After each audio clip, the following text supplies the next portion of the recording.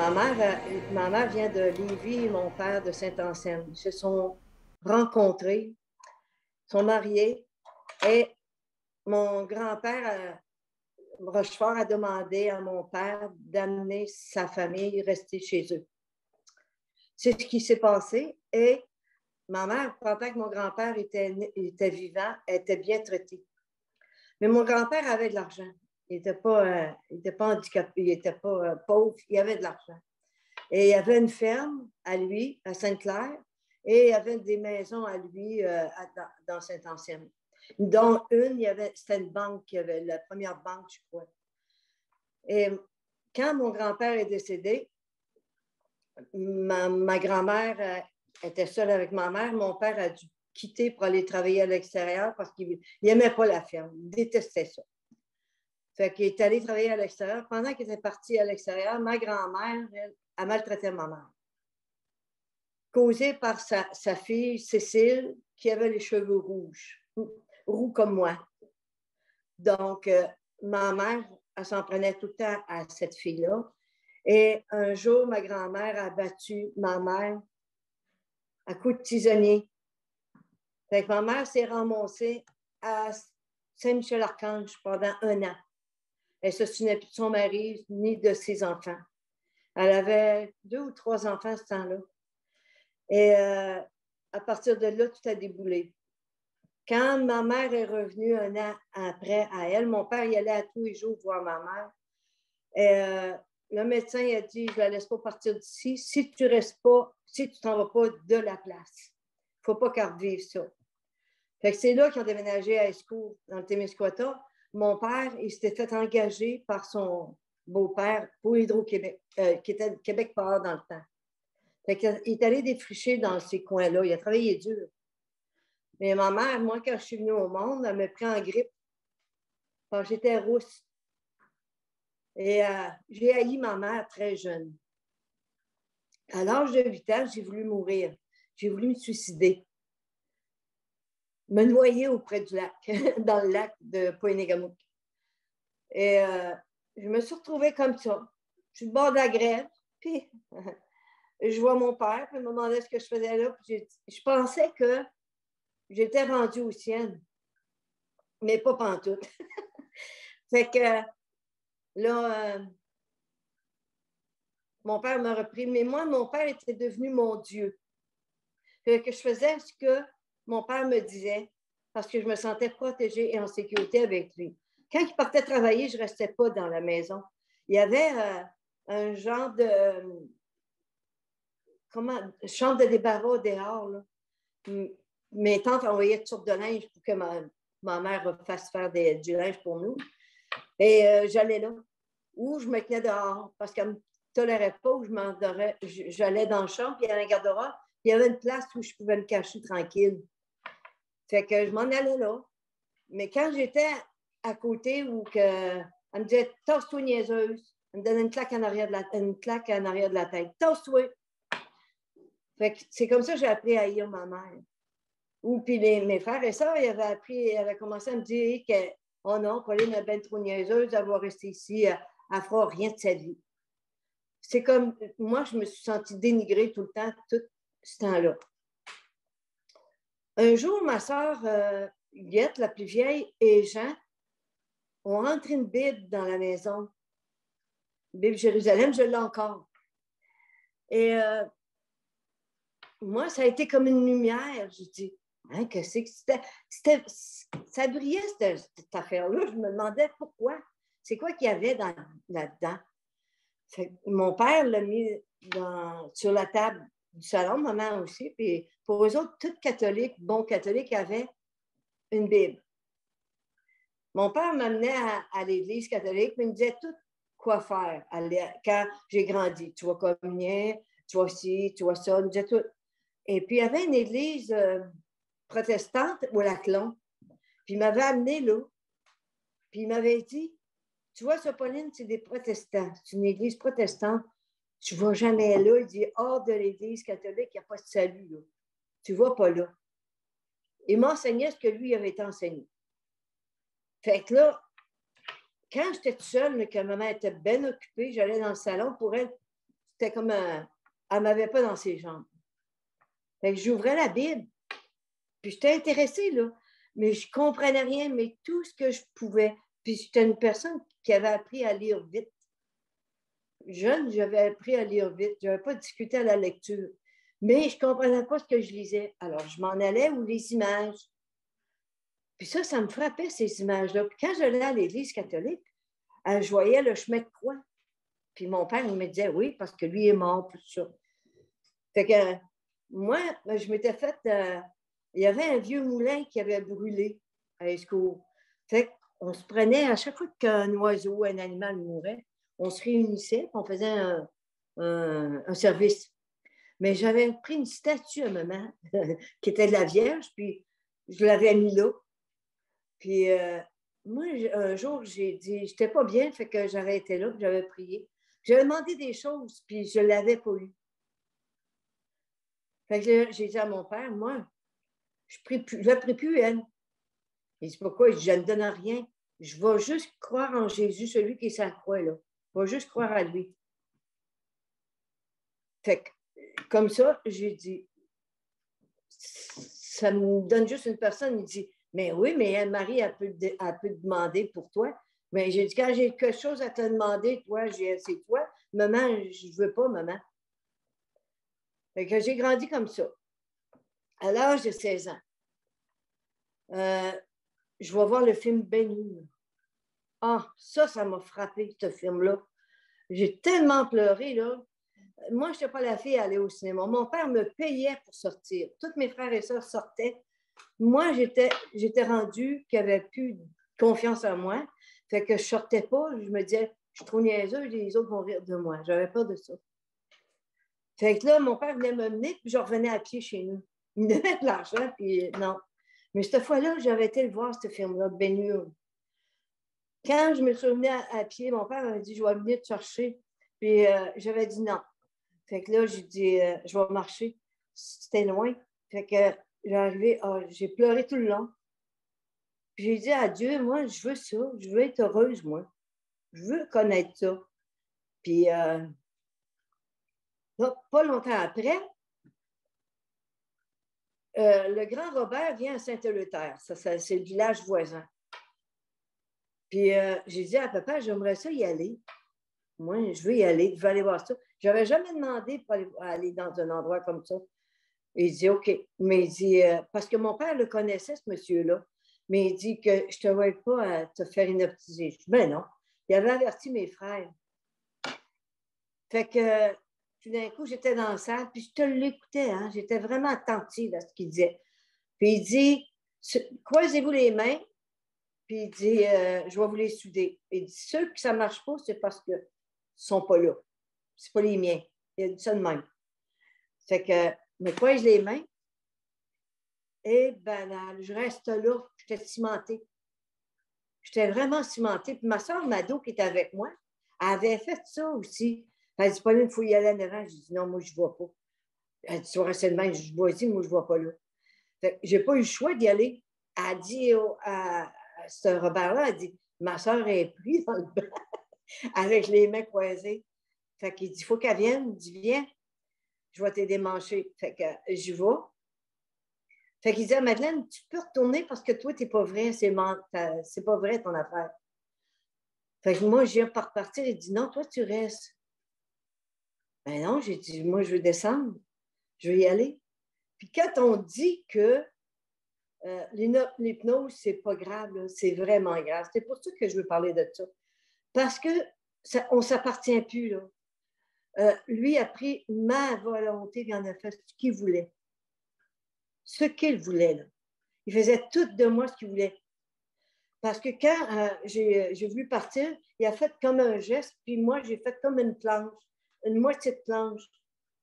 Fait il me contrôlait, il dit, garde, après, tu vas être correct. Tu pourras partir quand j'aurai fini mon spectacle.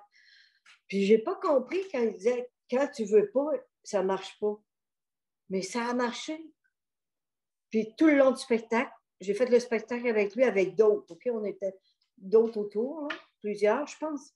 Je ne me souviens pas. Fait qu'après, lui, il m'a transpercé le bras avec une aiguille que je ne sentais rien. Je n'ai rien senti. Puis, j'ai resté insensible comme ça, le corps après, quand il m'a redonné. Mais je dois vous dire une chose. Quand il nous fait faire des choses, moi, je savais tout ce qu'il me demandait de faire. J'avais connaissance de ce qu'il me demandait. Puis, étant gênée moi-même, je n'aurais jamais fait ça. Jamais. Me promener avec un soutien-gauche à la tête, puis me faire quoi toutes sortes d'affaires. C'est pas moi. Et après ça, me faire croire que je sortais avec Elvis Presley puis que je l'embrassais, c'est pas moi. Je n'avais pas la volonté d'arrêter ça.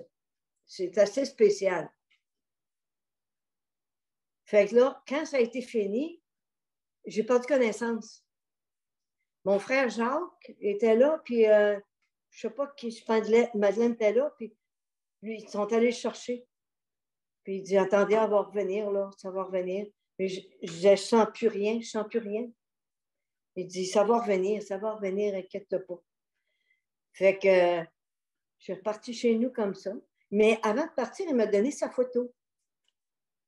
Puis il dit, dans la nuit, si tu ne vas pas bien, tu regardes ma photo, puis tu me parles, et tu vas comprendre.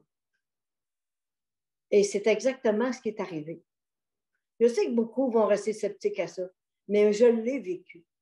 Une niaiseuse, là, elle l'a vécu.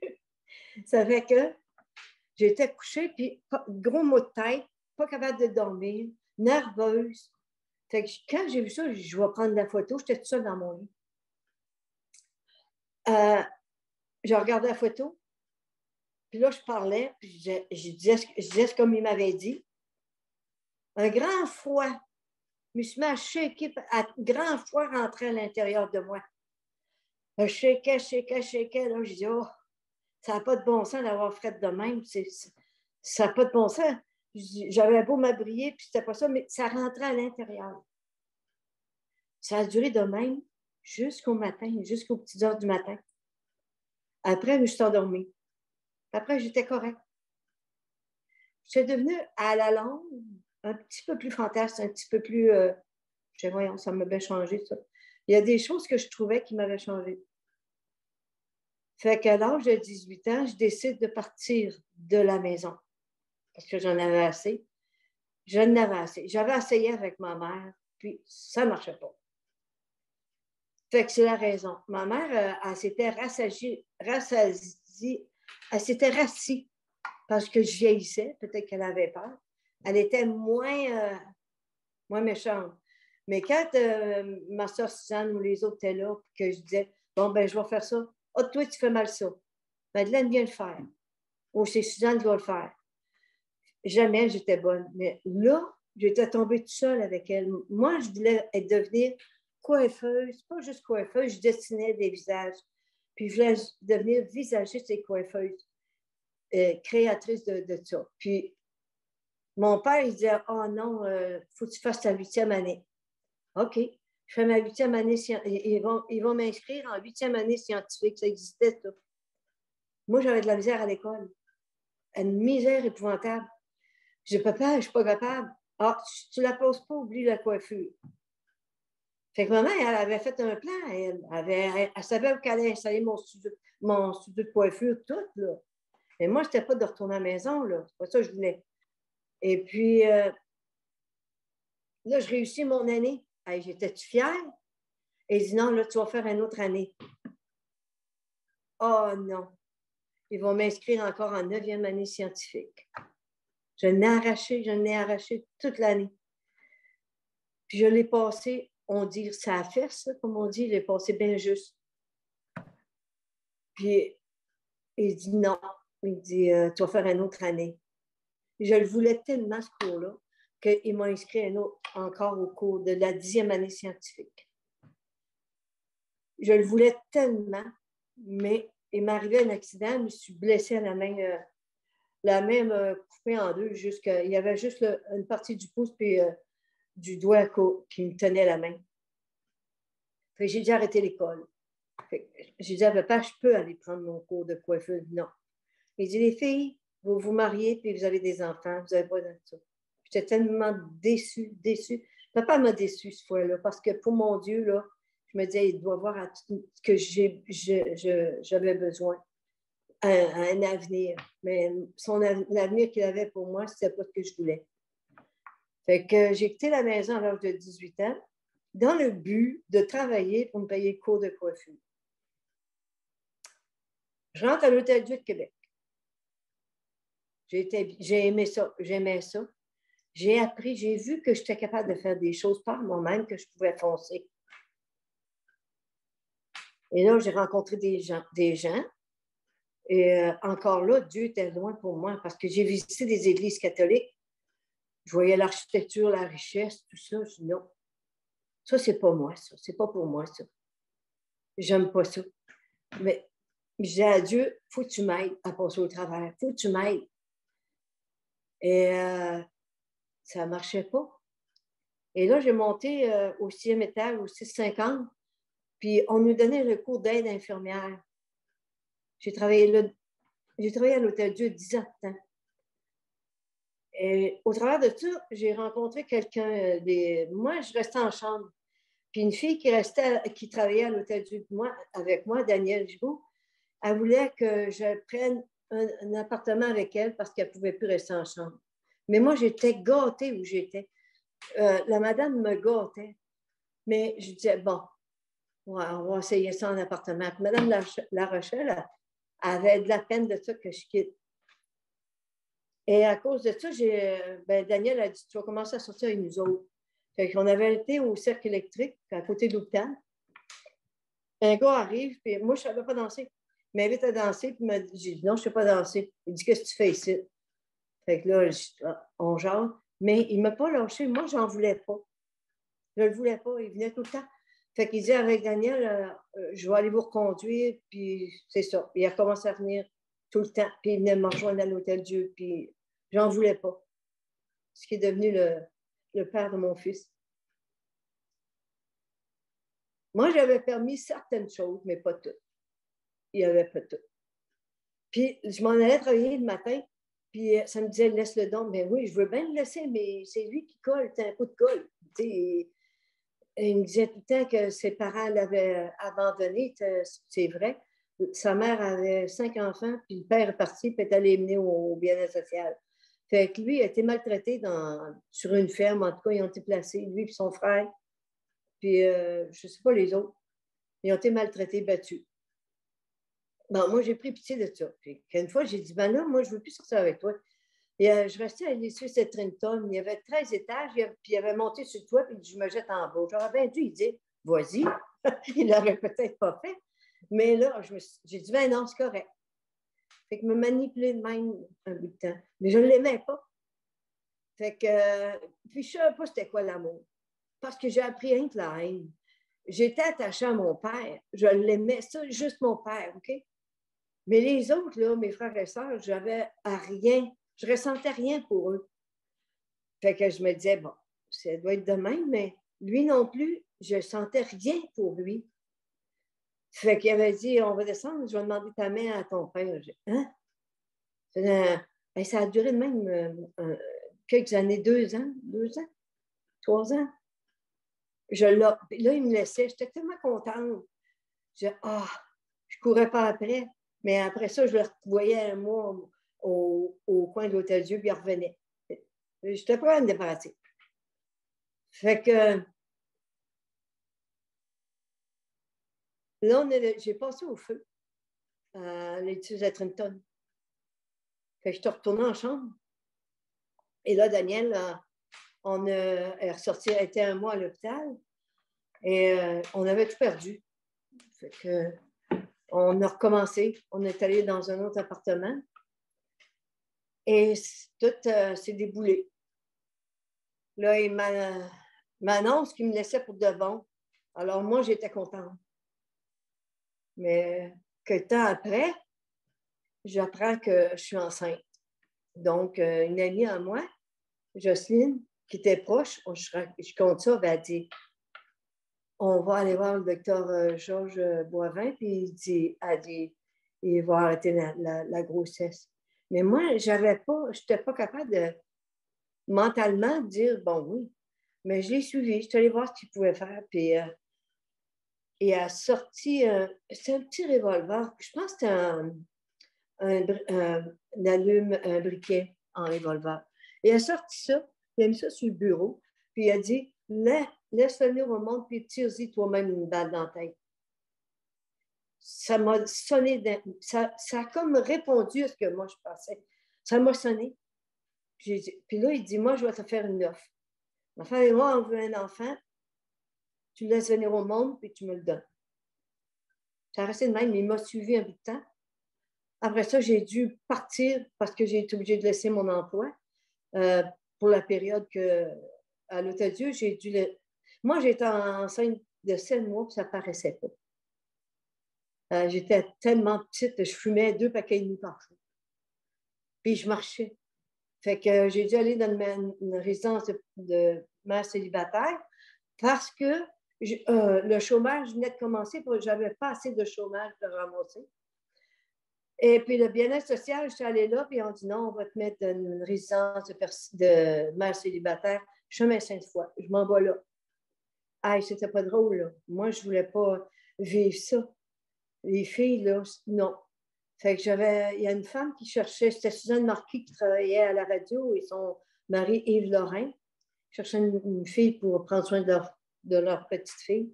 J'ai travaillé chez eux jusqu'à ce que j'accouche. Là, j'ai passé. J'avais dit à mes parents que j'étais enceinte, j'avais été erreur, mais mon père m'avait mis dehors. Puis ça faisait, je pense que ça faisait l'affaire de ma mère, je ne suis pas sûre.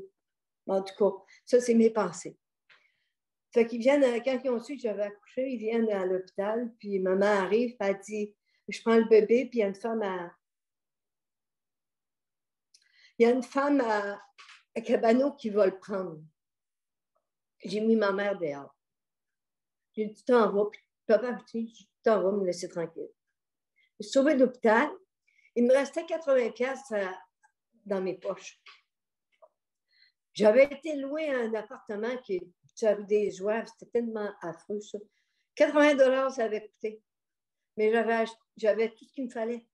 Des pilules, j'avais une lame, puis j'avais été m'acheter un flasque de gin. Fait que je prends le flasque de gin, puis pourrais-tu, puis avec les pilules,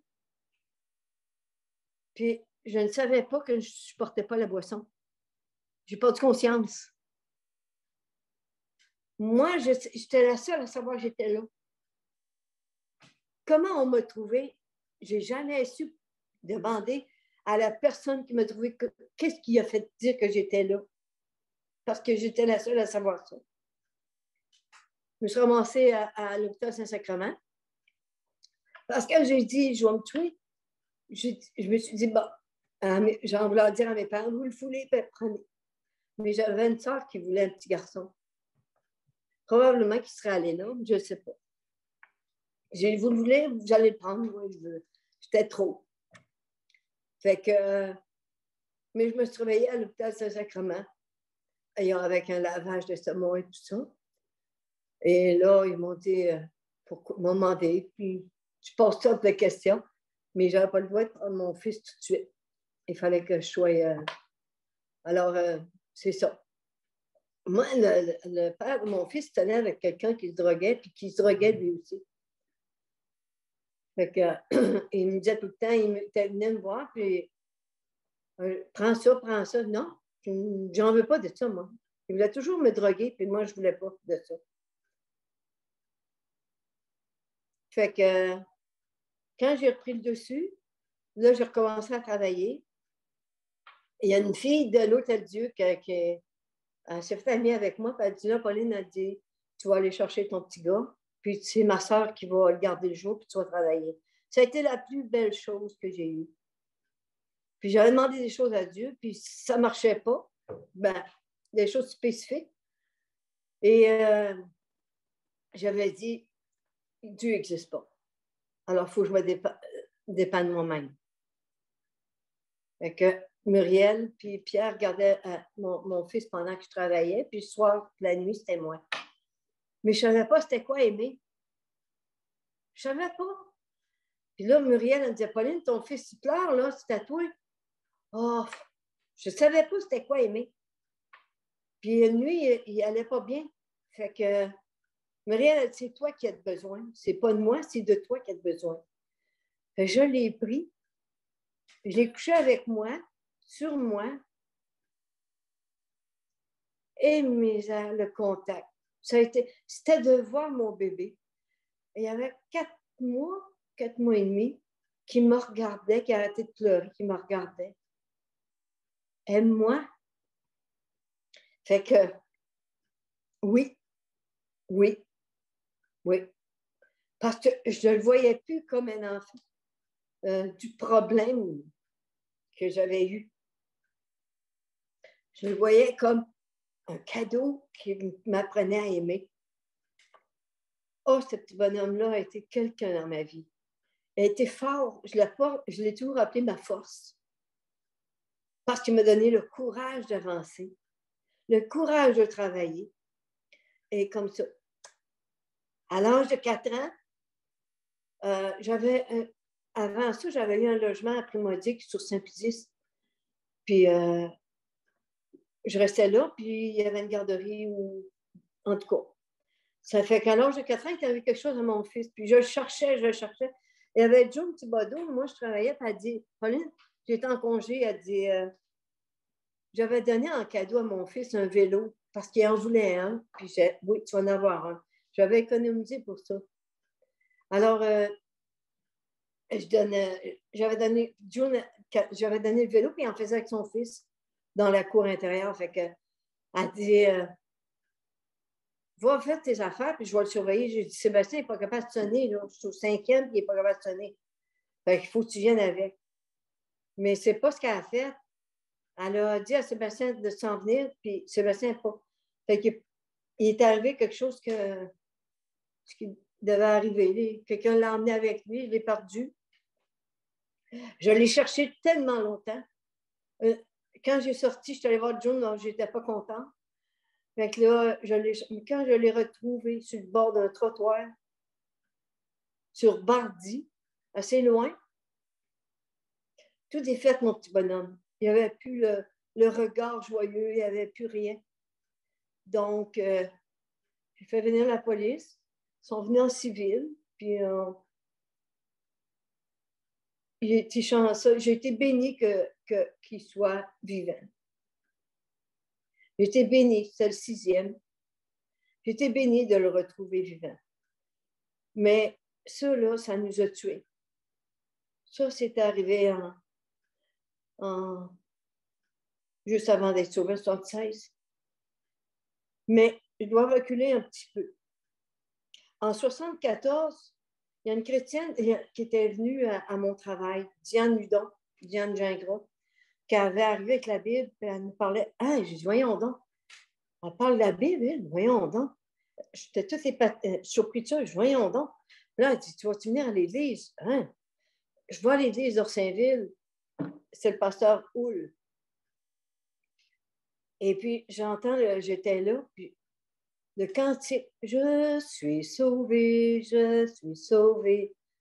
Hey, j'avais dit à Dieu, moi, je veux chanter ça. Je veux avoir ça, moi. Parce que moi, je disais que Dieu était le Père Noël.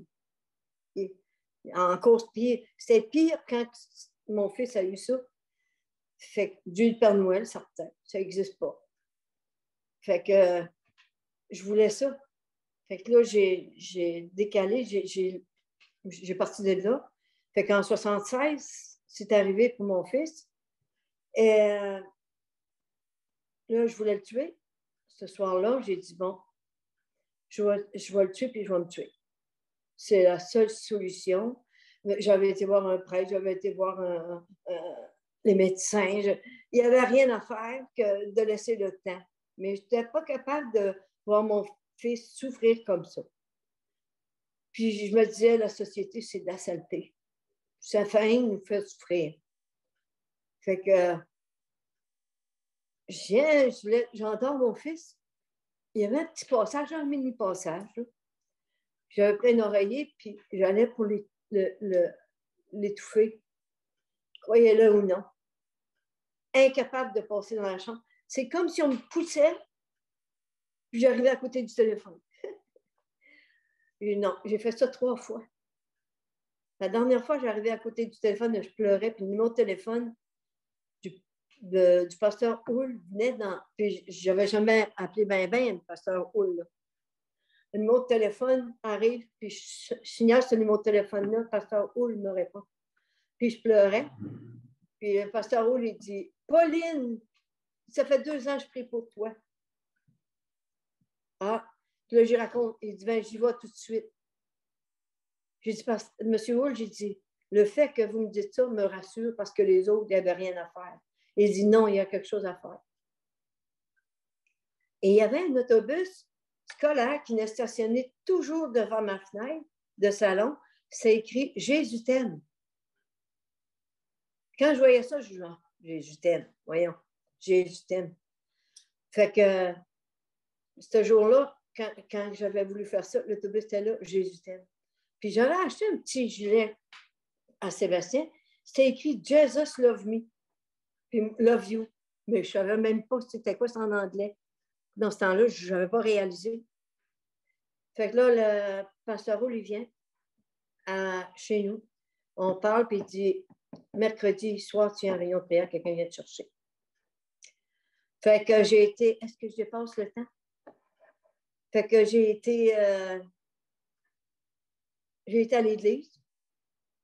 J'ai fait ça plusieurs fois. Puis à chaque fois que je sortais de là, je disais Dieu, moi, ce soir, là, si tu ne fais pas rien, là, je me tire avec Sébastien devant une auto.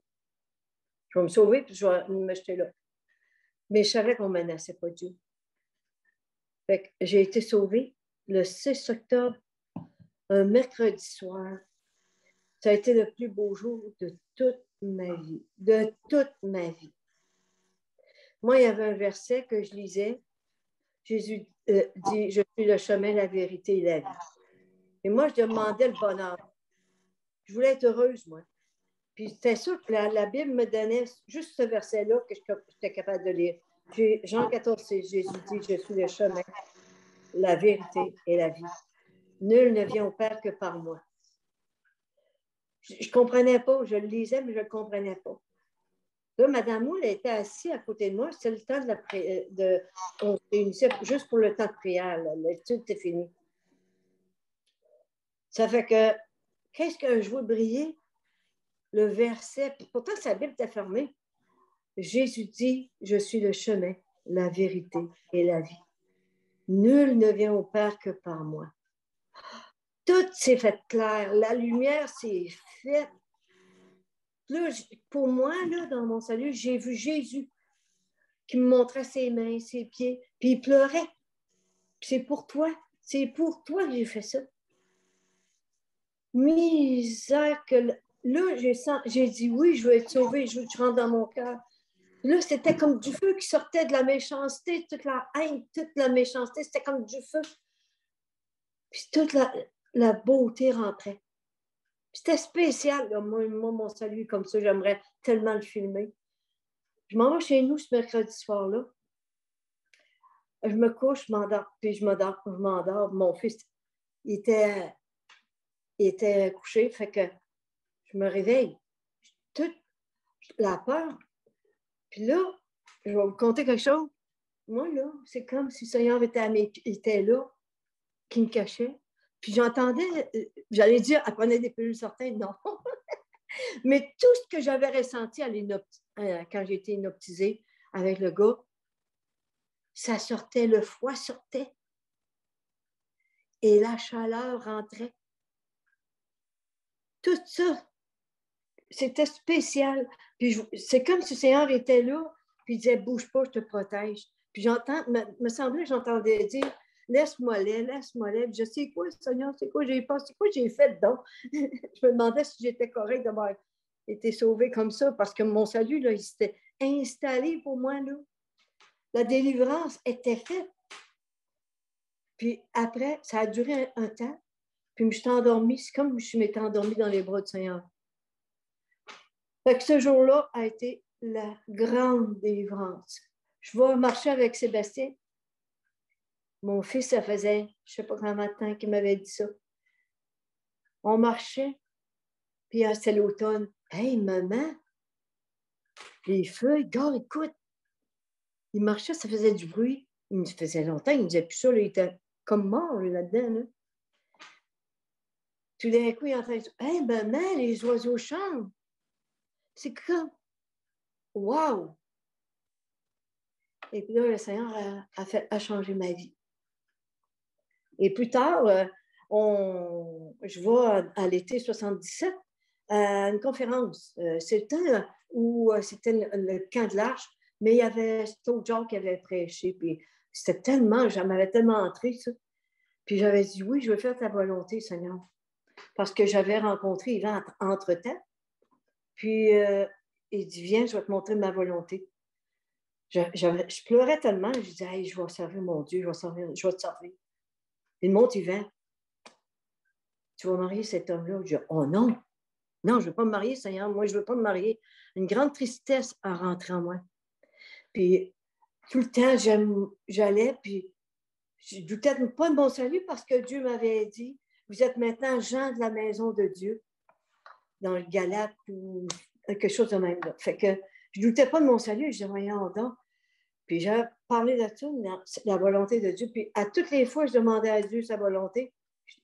Ça me répondait, je te l'ai donné. Je veux que ce soit ça. Mais Yvan est devenu un ami. Il venait me chercher, on allait partout. Puis quand j'invitais des gens que je voyais que ça devenait trop proche, là, je disais, je ne l'invitais pas, j'invitais les autres. Là, c'est Marc-André, hein? Il disait, t'as-tu invité Yvan? Non. Ah! Fait que lui, il appelait Yvan, il disait, je m'en vais te chercher, on s'en va chez Pauline. Fait qu'il était là, puis là, c'est comme ça que Sébastien, il voulait un papa. Puis, il avait été voir Yvan et moi, j'avais dit, je ne veux pas voir personne. Je ne veux pas ça. Fait que, normalement, il m'obéissait, mais là, non. Fait que quand je l'ai pris dans les bras d'Yvan, je l'ai amené dans la chambre et il dit, maman, j'ai trouvé mon papa. J'ai dit, oublie ça. Papa, c'est Dieu, puis on n'a pas besoin. Puis ça continue, mais 2 ans malheureuse. J'ai été 2 ans malheureuse à refuser de me marier parce que j'avais peur. Parce que Dieu m'avait dit, j'avais dit, Seigneur, montre-moi donc ta volonté. Parce que moi, là, c'est bien beau de dire, tu veux ça. Moi, je ne veux pas me marier. Mais montre-moi par ta parole, c'est quoi que tu veux. Il dit, puis là, je tombe dans Jérémie qui dit, car j'ai formé des projets de paix pour vous. Projets de bonne, non de malheur, mais de paix. Ben, j'ai dit, Seigneur, si c'est ça que tu veux, Yvan va venir me dire ses sentiments. Il va enseigner à la Courvilloise ou Paul Valente la photo. Il était photographe professionnel. Fait que le soir, à 9-10 heures après son cours, ça sonne à l'intercom. Je dis, hein? J'ai dit, c'est lui. J'étais certaine. Je pèse, puis c'était sa voix. Il dit, Pauline, il faut que je te parle. J'ai ouvert la porte de l'appartement. Je suis allée m'asseoir dans le berçon parce que j'avais les genoux qui shakaient. Puis là, il rentre, il dit, Pauline, j'ai de quoi te dire. Ben oui. Puis moi, je n'avais pas beaucoup d'argent. Puis cette fois-là, j'avais acheté des fruits de raisin parce que mon fils aimait ça. Il a mangé, il tournait au tentabron, puis il tournait autour de la table. Il faut que je te le dise. Puis il a tout mangé raisin. J'ai, vas-tu me le dire? Il n'y en a plus, là. Vas-tu me dire ce que tu veux me dire? Mais je le savais. Puis il dit, moi, Pauline, j'ai des sentiments profonds pour toi, puis je t'aime. Fait que là, j'ai dit, ben moi aussi, l'amour, je ne savais pas c'était quoi la jalousie. Quand je disais, bon, il me disait qu'il voulait se marier, ben j'ai dit, je vais t'aider de trouver une femme. Donc, je me disais, si j'ai trouvé une femme, ben le Seigneur ne me tannera plus avec ça. Mais non, c'était moi que le Seigneur voulait pour lui. Et ça a été un bonheur avec cet homme-là. On a eu des difficultés, pas en tant que couple, à travers de tout ça, les monétaires. On a passé au travers des troubles monétaires. Un jour, mon mari a demandé, on a demandé chez nous de faire des réunions de prière. Et on avait accepté, c'était les mercredis pour les gens de la côte, parce qu'on restait sur la côte de Beaupré. Et on avait commencé à 4, ça montait à 6. On était rendu à 30 dans la maison, ça n'avait plus de sens. Puis les mères amenaient leurs enfants, il fallait qu'ils couchent. Fait que, on trouvait toutes sortes de places, mais c'était grand, il y avait le studio. Fait qu'à un moment donné, Yvan, il disait, moi, Pauline, je ne sais pas ce que j'ai, mais le Seigneur, je pense qu'il m'appelle au ministère. Je dis, parle à quelqu'un. Il avait parlé de ça à un pasteur. Puis, on était amis avec le pasteur Paulet. Il avait conseillé de mettre des choses comme il faut. Mais il dit, je vais demander à un autre. Puis, c'était la même chose. Fait que, il dit, Seigneur, si c'est ta volonté, là, que je sois dans le ministère, que j'aille dans le ministère, là, ben, dis-moi, là, tu vas trouver quelqu'un pour acheter tout mon studio. On avait prié ça le matin. Dans l'après-midi, on reçoit un appel. La dame cherchait tous les appareils de studio, les appareils photo. Tout. Mon mari avait acheté une Hasselblad, une nouvelle caméra. Une Hasselblad était assez dispendieuse. Et il dit non, pas celle-là. Puis j'ai dit à Yvan, t'as dit que tu donnerais tout, tu laisserais tout partir. Fait qu'il a vendu tout le studio. Ça a parti comme ça, puis il y a eu le montant. Il avait perdu, avant ça, il avait perdu tous les contrats d'école, tous les contrats de mariage. Il y avait 50 contrats de mariage par été. Il y avait toutes les polyvalentes des écoles primaires, secondaires, toutes les cégeps en photo. Ça rapportait. On vivait très bien. Et du jour au lendemain, plus rien. On a trouvé ça dur. Mais quand le Seigneur a choisi ça, quand on a commencé à manquer des choses, moi, j'avais lu le livre de George Miller, l'orphelinat. J'ai dit, Dieu, toi, tu vas t'occuper ça. Quand on a commencé à manquer certaines choses, les chrétiens sont arrivés avec des sacs qui nous emmenaient toutes sortes de choses, toutes sortes de la nourriture. Un autre est arrivé avec de la viande. Après ça, peut-être là, même si il avait fait, c'était l'action de grâce, il avait fait une. Puis ils ont pigé dans un chapeau le nom à qui ça devait aller. Il avait prié le Seigneur pour ça. Puis c'était nous. On n'était pas là. Moi, excusez. On n'était pas là. Et puis, il avait tout laissé ça sur la galerie. Puis là, nous autres, on avait une maison en revenu en haut. Il y avait 2 logements. Et en haut, c'était un professeur. Puis il a dit à Yvan, on ne laisse pas les enfants comme ça, livrés comme ça. Yvan, je ne savais même pas qu'il y avait. C'était plein de la galerie, on ne passait pas au travers. Lui, il avait tout abrié ça. Il y avait 75 cannes de canage, il y avait 2 gros pots de sirop d'érable, c'est épouvantable, il y avait des bonbons pour les enfants, il y avait de tout. Puis je disais à Yvan, Dieu va pouvoir à tout. En même temps, le frigidaire lâche. Pas capable d'acheter un frigidaire. Fait que là, Olivier Côté nous avait appelé, puis on avait été le rejoindre dans une place, c'est nouveau, ça, la chose. Et à partir de là, j'ai vu que le Seigneur, jamais on manquera de rien. J'arrive chez nous, j'avais un frigidaire neuf qui était rentré. Et c'est Dieu qui nous l'a donné. Dieu a pourvu en toutes choses. Tout, j'ai jamais manqué de rien. L'année passée, j'ai perdu mon mari. Mais avant, j'ai perdu un ami, un confident, mon âme sœur, mon amoureux, mon mari, mon amant. Et tout, j'ai tout perdu ça. Mais je n'ai pas perdu le Seigneur. Le Seigneur est toujours là. Si vous saviez comment le Seigneur m'a soutenu, il m'a donné une sérénité et une paix. Il prend soin de moi encore. Jamais qu'il m'en. Il peut m'arriver n'importe quel malheur. Je peux être n'importe où, mais dans mon cœur, ça sera toujours la paix. Et c'est la paix de mon Dieu. Et quand mes parents m'ont abandonné, quand j'ai lu mon père et ma mère m'abandonnent, mais l'Éternel me recueille. Dieu m'a pris comme j'étais avec mon fils, que mes parents ne voulaient pas. Dieu a fait de mon fils un garçon fort.